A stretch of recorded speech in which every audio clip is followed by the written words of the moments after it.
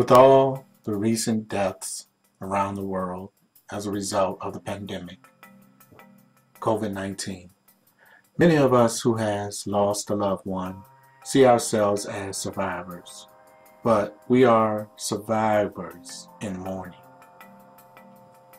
You are in pain and perhaps struggling in more ways than one. Some of you are struggling to deal with the loss of a loved one, and others are also struggling with trying to deal with just making ends meet to obtain the necessities of life.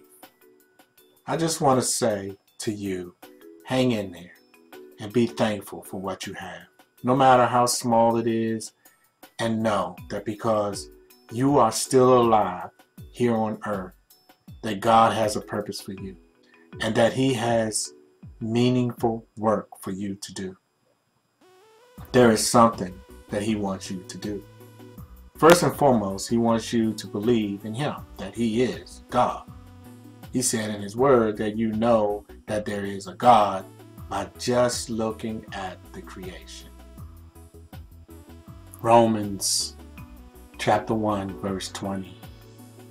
For His invisible attributes, namely His eternal power and divine nature, have been clearly perceived ever since the creation of the world and the things that have been made, so they are without excuse.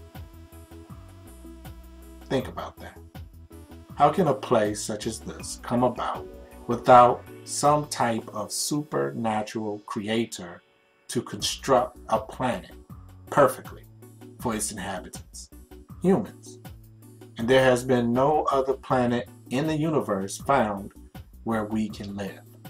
Just think about all that has been put here on this planet to sustain us. Think about how our sophisticated bodies were intelligently designed and how our bodies function. Think about how our bodies were created with almost two of everything. This was by design, of course. It is not a coincidence. Have you ever thought about what makes the human heart pump? Well, needless to say, it's not by magic. The signal begins in a group of cells called pacemaker cells, located in the sinoatrial node in the right atrium. The electrical signal travels through the atria, causing them to pump blood into the ventricles. It's an electrical signal. Where is it coming from? It's also important to understand, accept, and believe the story of salvation through God's Son, named Jesus the Christ, our Savior. Understand these things, and then you will be better positioned to know your purpose and why you are still here. And eventually and prayerfully, you will learn what God has planned for you while you're here. I pray that your needs are provided for and that God gives you the strength to endure the pain of your loss. But first and foremost, I pray for you to get in a relationship with God and that you maintain it, cherish it.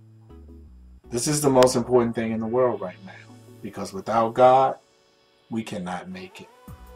No God, no hope.